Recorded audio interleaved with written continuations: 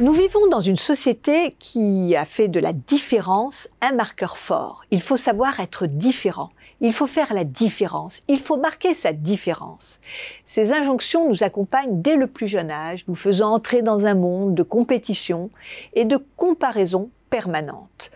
Nous regardons l'autre et nous l'évaluons dans un jeu trop souvent perdant-perdant, car épuisant, voire angoissant, qui conduit au syndrome de la fatigue d'être soi, mis au jour par le sociologue Michel Ehrenberg.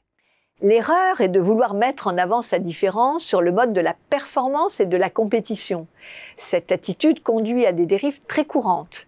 La mise en scène de son intimité ou celle de ses proches. Des jeunes gens font actuellement des procès à leurs parents pour qu'ils retirent des photos d'eux nus, bébés ou enfants sur les réseaux sociaux.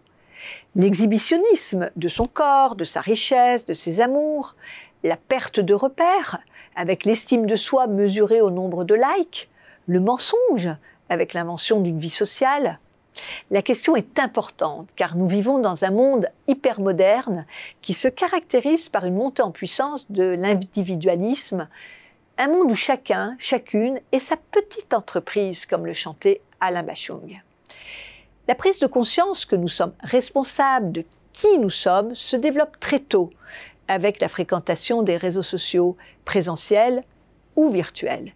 Elle ne fait que croître avec les attentes d'un monde professionnel hautement compétitif qui résonne en termes de portefeuille de compétences ou d'employabilité.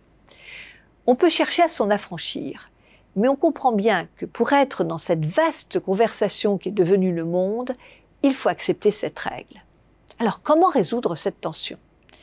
Il ne faut pas chercher à être différent, mais apprendre à être distinctif. Ce qui signifie qu'on maîtrise cette nouvelle façon d'être en société et que l'on ne la subit pas. Pour être distinctif, il faut 1. Bien se connaître et mettre au jour ces caractéristiques qui font de nous une personne unique. 2. Les apprivoiser et apprendre à les aimer. 3.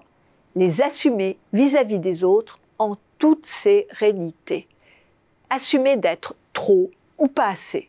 Trop grand, trop handicapé, trop riche, trop belle, pas assez dynamique, pas assez ambitieux, pas assez sociable. Il s'agit de faire de ces caractéristiques des éléments distinctifs de qui nous sommes.